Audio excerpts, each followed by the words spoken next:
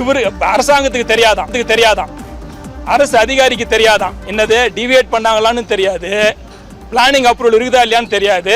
ஆனால் என்ன சொல்றாரு, 7 நாளைக்குள் நீங்கள் வந்து தகவல் கொடுக்க வேண்டும் அப்படின்றாரு. சரி, okay. Point number 1. Point number 2, இந்த பகுதியிலேயே சென்னையிலேயே கூட பல கோடி பில்டிங் இருக்குது, பல லட்சம் பில்டிங் இருக்குது. ஒரு நோட்டீஸ் அனுப்புனாக்கா இந்த மாதிரி அனுப்பிச்சாக்க யாருக்கு அனுப்பணும்? எல்லாருக்குமே அனுப்பணும். விடுதிகளை மட்டும் டார்கெட் பண்ணி அனுப்பிச்சிருக்கிறாரு. நான் கேட்குறேன், என்னங்க சார் நீங்கள் விடுதிகளுக்கு மட்டும் அனுப்பிச்சிருக்கீங்களா, என்ன சார் காரணம்னு கேட்குறேன். அதுக்கு அவர் என்ன சொல்கிறாருன்னா, என் ஏரியாவில் ஹாஸ்டல் தான் அதிகமாக இருக்குது, அதனால ஹாஸ்டலுக்கு அனுப்பிச்சு அப்படின்றாரு. ஹாஸ்டல் அதிகமாக இருக்க ஏரியாவில் வீடுகள் இருக்காதா? கமர்ஷியல் காம்ப்ளெக்ஸ் இருக்காதா? வேறு வீடுகள் தான். இதே ஏரியாவில் கோலீவ் என்ற பேரில் கார்பரேட் நிறுவனங்கள் முகம் தெரியாத பெண்களையும் ஆண்களையும் கலந்து இருபாலர் தங்கும் விடுதிகள், நத்திங் பட் லாட்ஜி நடத்திட்டு இருக்கிறாங்க. அது கார்பரேட் நிறுவனங்கள். அவங்களுக்கெல்லாம் கடிதம் கொடுக்க மாட்டாங்க. சாதாரணமாக ஒரு 40 பேர் 50 பேரை வச்சு நாங்கள் தொழில் பண்ணிட்டு இருக்கோம் பாருங்கள். எங்கள் இந்த கடிதத்தை கொடுத்து மிரட்டி பார்க்கிறார்கள். நமது மரியாதைக்குரிய மாநகராட்சி ஆணையர் அவர்கள் ஒரு சுற்றறிக்கை அனுப்பினார். அனுமதி பெறாத கட்டிடங்கள் இதெல்லாம் லிஸ்ட் அனுப்புங்கன்னு சொல்லிட்டாங்க. இதை இவங்க என்ன பண்ணணும், இவங்க கம்ப்யூட்டரில் உட்காந்து ப்ராப்பர்ட்டி டேக்ஸ் கட்டின டீட்டெயில்ஸை எடுத்தோ, இல்லை வாட்டர் டேக்ஸ் கட்டின டீட்டெயில்ஸை எடுத்தோ, இல்லை எதனா ஒரு டீட்டெயில்ஸ் எடுத்து இவங்க லிஸ்ட் எடுக்கணும். இவங்க என்ன பண்ணுறாங்கன்னா, லிஸ்ட் எடுக்கிறதுக்கு வந்து அவ்வளோ உட்காந்து வேலை செய்யறதுக்கு இவங்களால முடியாது. உட்காந்து வேலை செய்ய முடியாத காரணத்தினால பொதுவாக என்ன பண்ணிட்டாங்க, இந்த பக்கத்தில் கண்ணுலாம் அங்கங்கே ஹாஸ்டல் தெரியுது, ஒரு 50 ஹாஸ்டல் நோட்டீஸ் கொடுத்தோம்னா அந்த 50 ஹாஸ்டல்காரன் வந்து எதனா தகவல் கொடுத்தாங்கன்னா இந்த தகவலை கமிஷனர் ஐயா கொடுத்துடலாம். கமிஷனர் ஐயாவுக்கு இந்த தகவல் போகணும்.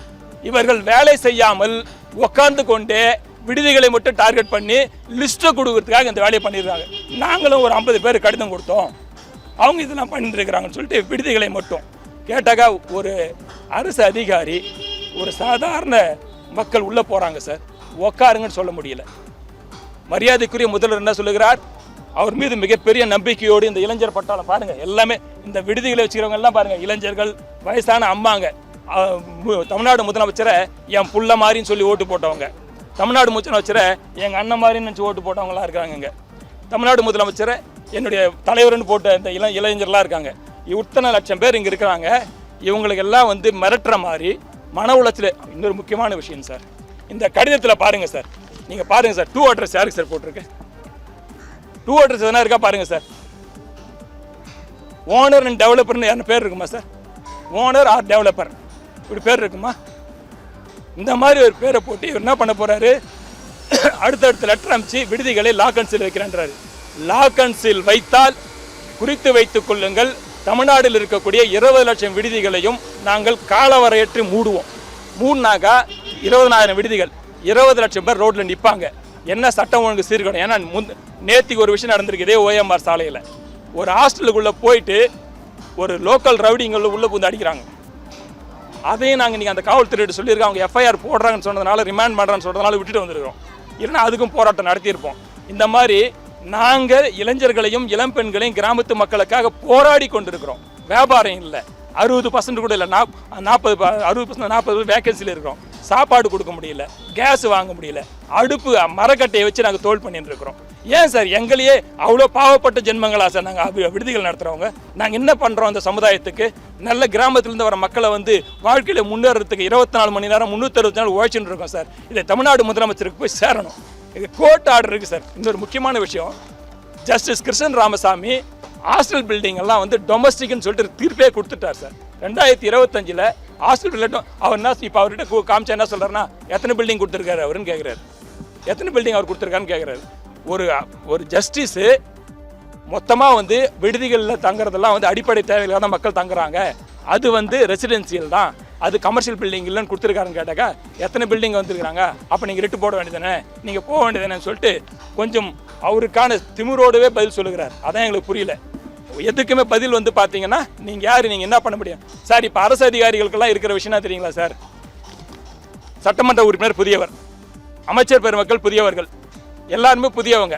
இவங்க என்ன நினச்சிட்டு இருக்காங்கனாக்கா, நம்ம என்ன ஆட்டம் போட்டாலும் நம்ம என்ன பண்ணாலும் புதுசாக வந்துக்கிற எம்எல்ஏக்கு தெரியவா போகுது, புதுசாக வந்துக்கிற அமைச்சருக்கு தெரியவா போகுது, புதுசாக வந்துக்கிற எல்லாருக்கும் தெரியவா போகுதுன்னு சொல்லிட்டு இவர்களாக சட்டத்தை கையில் எடுத்துக்கொண்டு இது போன்ற கடிதங்களை அனுப்பிச்சு கொண்டிருக்கிறார்கள். எங்களை பொறுத்த வரைக்கும் அரசாங்கம் சிறப்பான அரசாங்கம். முதல்வருக்கு நாங்கள் பாராட்டை தெரிவித்துக்கிறோம். நாங்கள் என்ன பண்ண நான் ஒரு சில விஷயங்கள்லாம் கோரிக்கை வச்ச உடனே பண்ணி கொடுத்தாரு. ஆனால் இது போன்ற அதிகாரிகளை களை எடுத்தால் மட்டுமே இந்த அரசாங்கத்திற்கு அவர் மீது நம்பிக்கை வைத்து வாக்களித்த இத்தனை ஆயிரம் பேருக்கும் ஒரு நல்ல ஒரு நிம்மதி இருக்கும். இது போன்று கடிதம் அனுப்பினால் எல்லாருக்கும் அனுப்புங்க. ஹாஸ்டலுக்கு மட்டும் கடிதம் அனுப்புகிற வேலை என்ன வேலை? இதுக்கு யார் பதில் சொல்கிறது?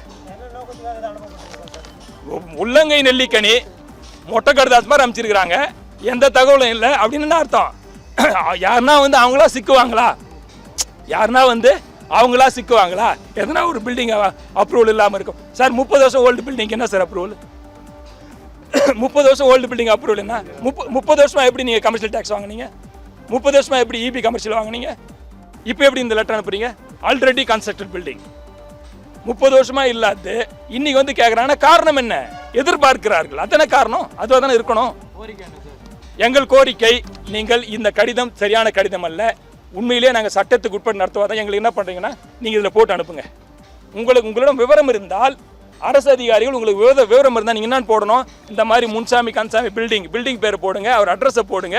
நீங்கள் 3000 ஸ்கொயர் ஃபீட்டுக்கு அப்ரூவல் வாங்கிடுறீங்க, 4000 ஸ்கொயர் ஃபீட் கட்டியிருக்கீங்க, லெட்டர் அனுப்புங்க. நான் பதில் சொல்கிறேன். நீங்கள் இந்த சோன்ஸோ அட்ரஸில் மிஸ்டர் குமாரசாமி நீங்கள் வந்து இந்த இடத்துல வந்து நீங்கள் அப்ரூவல் வாங்காமல் பில்டிங் கட்டியிருக்கீங்கன்னு அப்படி லெட்டர் போடுங்க. நான் பதில் சொல்கிறேன். எதுவுமே இல்லாமல் மொட்டை கடிதாசு போடுறது, அரசு அதிகாரிகள் மொட்டை கடிதாசு போடலாமா? இது மொட்டை கடிதாசு தானே. அட்ரஸ் எல்லாம் போட்டு அதுக்கு பேர் என்ன? அனானியஸ் தானே. இதுதான் எங்கள் கோரிக்கை. மாண்புமிகு தமிழ்நாடு முதலமைச்சர் அவருக்கும் அமைச்சர் பெருமக்களுக்கும் மரியாதைக்குரிய தமிழ்நாடு சென்னை மாநகராட்சி ஆணையர் அவர்களுக்கும் எங்கள் வேண்டுகோள். ஐயா, விடுதிகளை மட்டும் குறிவைத்து இது போன்ற வேலைகளை இந்த கடைநிலை ஊழியர்கள் செய்து கொண்டிருக்கிறார்கள். அவர்கள் மீது நீங்கள் துறை சார்ந்த நடவடிக்கை எடுக்க வேண்டும் என்று கேட்குறோம். அவர் நடவடிக்கை எடுப்பார் என்ற நம்பிக்கை இருக்கிறது. அவரிடமும் மாநகராட்சி ஆணையரிடமும் சம்பந்தப்பட்ட அமைச்சரிடமும் முதலமைச்சரிடமும் இந்த கடிதத்தை வைத்து நாங்கள் விளக்கம் கேட்க இருக்கிறோம். விளக்கம் வரட்டும். போராட்டம் தான் சார். இப்போ இன்னைக்கு வந்து இங்கே தான் போராடணும். நாளைக்கு என்ன பண்ணுவோம்? வீதியில் இறங்கி போராடுவோம். வீதியில் போராடாமல் ஏன்னா போராடி தான் நாங்கள் சிம்பிள் கவுலேருந்து எளிமையாலேருந்து எல்லாமே நாங்கள் பெற்றோம். இன்னொரு போராட்ட களத்தை இவர்கள் உருவாக்குகிறார்கள்.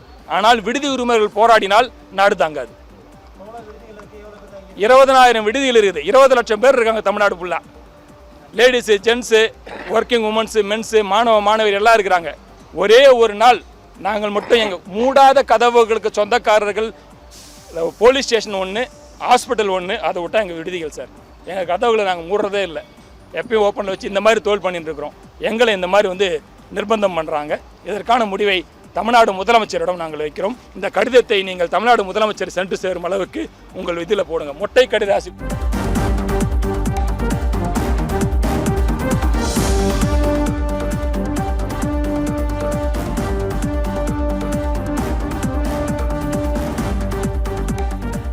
சென்னை மாநகராட்சி அதிகாரிகள் விடுதி உரிமையாளரிடம் லஞ்சம் கேட்பதாக கூறி மாநகராட்சி அலுவலகத்தில் சுமார் 100க்கும் மேற்பட்ட விடுதி உரிமையாளர்கள் முற்றுகையிட்டு போராட்டம் நடத்தி வருகின்றனர்.